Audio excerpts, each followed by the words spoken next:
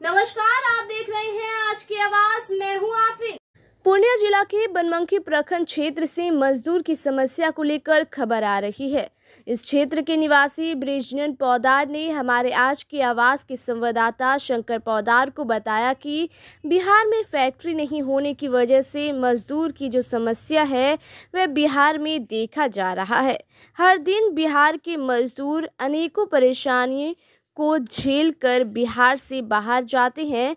इसी बात को लेकर बनमनखी के निवासी से समाजसेवी बृजनंदन पौदार ने हमारे आज की आवाज के संवाददाता शंकर पौदार से क्या कुछ कहते हैं, आइए जानते हैं। नमस्कार, आप देख रहे हैं आज की आवाज।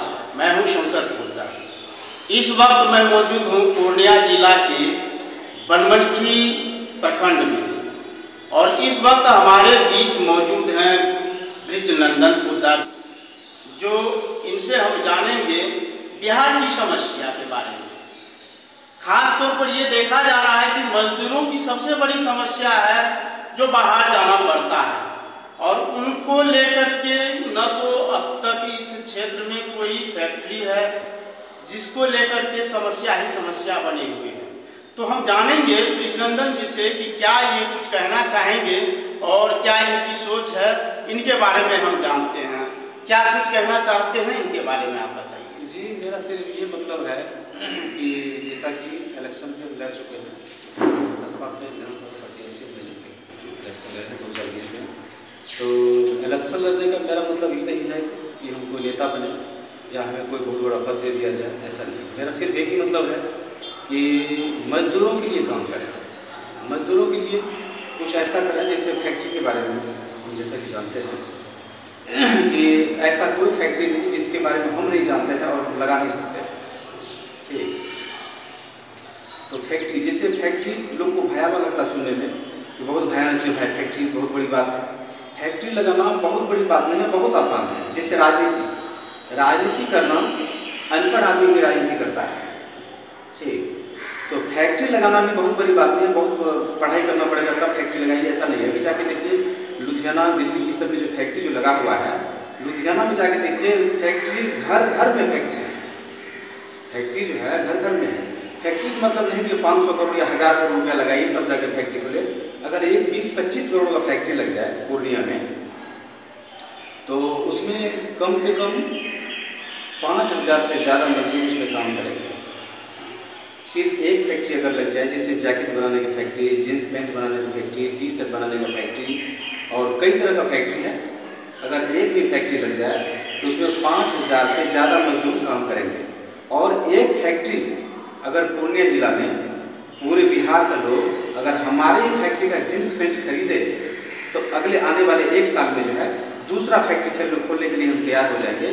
और फैक्ट्री में इतनी बेनिफिट है, हमारा मजदूर जो है यहाँ से जाके बाहर में काम करता है और बाहर में मजदूरी करने के बाद एक तो वहाँ बेनिफिट देके आता है, दूसरा वही तैयार माल जो आता है हमारे यहाँ बिहार में उस माल को हम खरीदते हैं।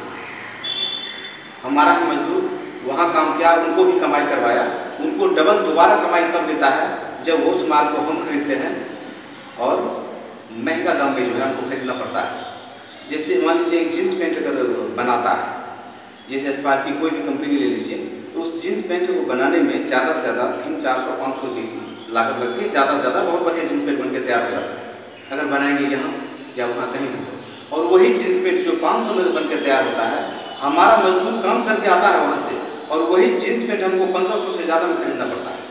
ज़रा सोच के देखिए, अगर एक फैक्ट्री हम भी काम करेंगे और उसी फैक्ट्री का माल अगर खरीदेंगे पूरे बिहार के लोग उसी फैक्ट्री का माल, तो बिहार में फिर उसी फैक्ट्री से दोबारा एक और फैक्ट्री लग जाएगा। हर साल फैक्ट्री बढ़ता जाएगा हर साल, उसमें कहीं कमी नहीं। पैसा की कमी किसी के पास नहीं। अभी हमारे को पूजा दल है, गरीबों के दुख दर्द को समझते हैं, मैं जानता हूँ ये समझते हैं, लेकिन उनको भी इस बात की जानकारी नहीं है कि फैक्ट्री ऐसे लगा दिया जाए तो मजदूर ऐसे काम करेंगे। जैसे लॉकडाउन में उन्होंने लगभग जो 15-16 करोड़ रुपये बांटे हैं। बहुत अच्छे व्यक्ति हैं, गरीबों को हमेशा भला चाहते हैं, भला तो चाहते हैं, लेकिन उनको जानकारी नहीं है कि फैक्ट्री लगाया जाए और उनसे इस तरह से पैसा कमाया जाए। उनके पास ये जानकारी नहीं है। अगर यही जानकारी होता जो 16 करोड़ रुपये आप गरीबों में बांटे हैं, अगर वही पैसा 16 करोड़ का आप फैक्ट्री लगा देते हैं, उसमें 2-4 हज़ार लोग कमा के खाएगा। जिसको हम दान में देते हैं वो अगर अपने हक का पैसा खाएगा, अपने मेहनत का पैसा खाएगा। हम लोग को ऐसे सोचना चाहिए। हमारा यही सोच है कि फैक्ट्री चले, उसमें हमारे यहाँ का मजदूर बाहर नहीं जाए। अभी जो ट्रेन में भर भर के लोग जाता है, जैसे बोरी में जो है ना, जैसे आटा चावल गेहूँ अनाज उसमें भरते हैं बोरा में, उसी तरह ट्रेन में हमारे बिहार का मजदूर ट्रेन में भर भर के जाता है। हम देखते हैं जनसेवा जननायक जो भी ट्रेन जाती है यहाँ से मजदूर को लेके, ट्रेन में ऐसे भरा रहता है, खचाखच भीड़ रहती है कि पानी के लिए तरसता है अंदर में और बाहर नहीं निकल सकता है। और इस समस्या का निदान जो है बिहार सरकार हो, भारत सरकार हो, बिहार पे ध्यान देने वाला कोई नहीं। सबको चाहिए एक दूसरे को गाली देके चाहिए सत्ता। अभी नरेंद्र मोदी के पार्टी का लोग आरजेडी को गाली देंगे या कुछ ऐसे बोलेंगे, भद्दे बात अगर बोलते हैं कि ठग लिया, यही कर दिया, लालू यादव ने बहुत गलती किया, अब उसके ऊपर टीका टिप्पणी होने लगे, उनको जेल भेजिए, यही कर दीजिए। उधर से लालू यादव उसको कहेंगे कि बीजेपी खराब है, भाजपा खराब है, यही खराब है। तो वो सब जो है एक दूसरे को गाली देके और आगे बढ़ना वो हम नहीं चाहते हैं, कभी नहीं। हमारा एक मतलब है जिसमें बिहार के मजदूरों का भला हो। जो पैसा वाला आदमी है अच्छे से गुजारा कर लेता है, लेकिन मजदूर का कोई ठिकाना नहीं है कि मजदूर कैसे रहे, क्या खाए, कहाँ रहे। अब 10 किलो 5 किलो अनाज जो मिलता है, उस अनाज में कीड़ा लगा होता है, गरीब आदमी बड़ी मुश्किल से खाता है। वो भी अनाज डीलर को इतना पैसा नहीं होता है कि डीलर उसको बांट दे। डीलर क्या करता है, उसमें कुछ न कुछ हेरा फेरी करबे नहीं करेगा। जब आपका पेट नहीं भरेगा तो आप हेरा फेरी ही करेंगे, तो चाहे कोई भी हो। अब चोरी करने के लिए राहुल गांधी तो नहीं जाएगा, चोरी करने पप्पू यादव जाएगा, चोरी करने लालू यादव का बेटा नहीं जाएगा। चोरी करने जाता है लोग अभाव में, खा के बहला के फुसला के जो भी वोट लेना, बस और कुछ नहीं। गरीबों का सिर्फ यूज होता है। अब किसान के लिए देख लीजिए, किसान जीवन भर जो है, सालों भर पूरे बाल बच्चे समेत मेहनत करता है, उनको क्या मिलता है? उनके लिए कौन सोचेगा? अब सर्विस ऑर्डर के लिए सरकार सोचता है कि 6ठा वेतन, 5वां वेतन, 7वां वेतन ये सब लागू होता है, कुछ बढ़ा दिया जाए। जब सब कुछ का रेट बढ़ता है तो किसान के पास इतनी कला है फैक्ट्री का कि बिहार का एक भी मजदूर बाहर नहीं जाएगा और बिहार को मजदूर की आवश्यकता पड़ेगी। और बिहार के लोग जितने सरकारी नौकरी के पीछे दौड़ते हैं, सरकारी नौकरी के पीछे दौड़ने वाले कोई नहीं होगा। अभी इलेक्शन में लोग भाषण देने लगते हैं सभी कि हम जो है 15 लाख नौकरी देंगे, हम 20 लाख नौकरी देंगे। कोई अगर कहने जाके 50 लाख नौकरी देंगे तब तो उन्हीं की सरकार हो जाएगी। और इतनी नौकरी देने के लिए आएगा कहाँ से? इतना पैसा बिहार सरकार के पास कहाँ से होगा? मजदूर मजदूरी करके खा लेता है, वही मजदूर को मजदूरी सिर्फ मिल जाए, नौकरी देने की आवश्यकता नहीं पड़ेगी। लोग पढ़ता लिखता है सिर्फ सरकारी नौकरी के लिए नहीं, सरकारी नौकरी बाद में इसीलिए सोचने लगता है कि अगर नौकरी हम नहीं करेंगे, जरा सोच के देखिए, अगर नौकरी हम नहीं करेंगे तो आखिर जाएंगे कहाँ?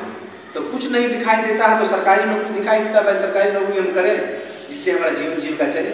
अगर वही पढ़ लिख के विद्वान बने और फैक्ट्री चलावे, फैक्ट्री में काम करें, बहुत काम है फैक्ट्री में, फैक्ट्री का काम बहुत है, इतना काम है कि लोगों के पास समय नहीं मिलेगा।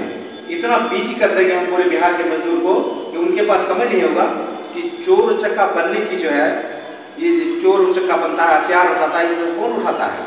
जिसके पास समस्या होती है, बेरोजगार है, परेशान है, वही सब करता है। चोरी डकैती छीना झपटी वही करेगा। अब सुबह आदमी सब नहीं करने जाएगा। जिसके पास बहुत पैसा है, करता है, नेता है, फलाना ठिकाना है, उसको क्या जरूरी सब करने का? वो तो बांटता है, इलेक्शन आएगा तो बांटेगा, बाद में वही जो 2-4 दिन में खर्च हो जाएगा, फिर वही काम करेगा। मजदूर को मजदूरी मिले, सिर्फ हम यही चाहते हैं। और हमारे द्वारा एक बार हमें मौका मिले किसी भी पद पे जाने का, सिर्फ फैक्ट्री में हम कर देंगे पूरे बिहार में, इसमें कहीं शंका की बात नहीं। सिर्फ एक बार हमें मौका दिया जाए।